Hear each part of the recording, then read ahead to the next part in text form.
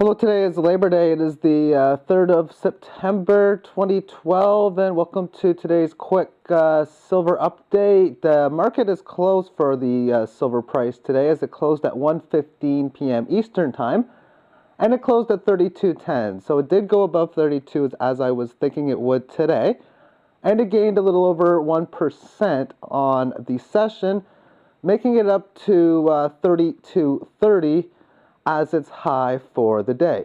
Within these Fibonacci lines, what I was stating before, it really made sense that this line was going to match up within this high and thus meet up within this level, and that's pretty much exactly what's taken place. It was in or around the 32.50 area, and being at 32.30, well, that's of course in or around that area. As far as the next possible level, if it does continue to go further or has a clear break above the 32 and really 2/3 level, I would expect this line to meet somewhere within this range.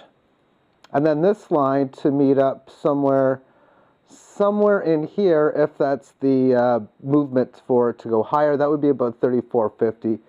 But for now, the next significant level after the 32.5 would be pretty much 33.5, a more longer term Fibonacci level. Okay, let's take a look at this now on the 31-hour chart, or mainly just to take a look at this from the February highs. And well, there's that clear breakout above the 30 mark. It came up to this upper band. It did adjust that again within this last session. Still a little ways away from the 32 and 2/3 mark, but getting very much closer. I think what would be ideal would be for a pierce above it up to maybe that 34.5 level, and then maybe come back and find support in this range, even down to 31 as the next movement. But for now, we'll just wait and see how the message of the market plays itself out. On Friday, I showed, this was the intraday chart for Friday, and I was mentioning that, and this is a very common pattern, but I was mentioning you have that breakout pattern, and then you come back and you find the 38.2% retracement.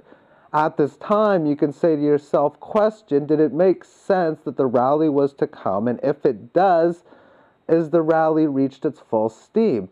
Well, the answer was definitely yes, that the rally was expected. I was mentioning the days beforehand that I was expecting it to go to the 32.5 area because, of course, of what the pattern was showing. And sure enough, this was a beautiful support level. Price action went higher. Well, last night was the exact same thing, although not as volatile. On the 1-minute chart yesterday, this was as of 1:51 Greenwich time this morning.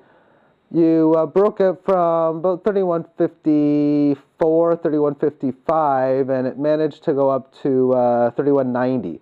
So that was a gain of about 36 cents in 5.5, 6 minutes or so.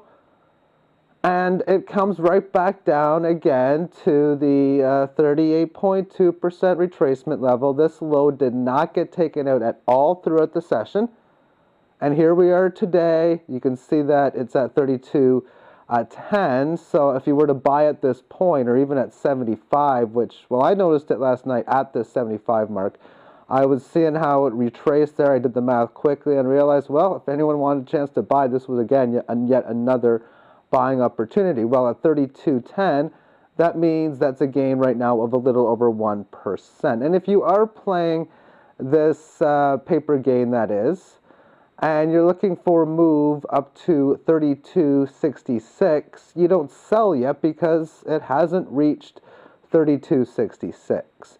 Of course, if you're playing the physical bullion game, there is a lot of great reasons to be accumulating physical tangible assets as people are slowly but surely waking up to how currency is created. And furthermore, the effects of this massive, highly leveraged, high debt-based system is really coming into full throttle as well.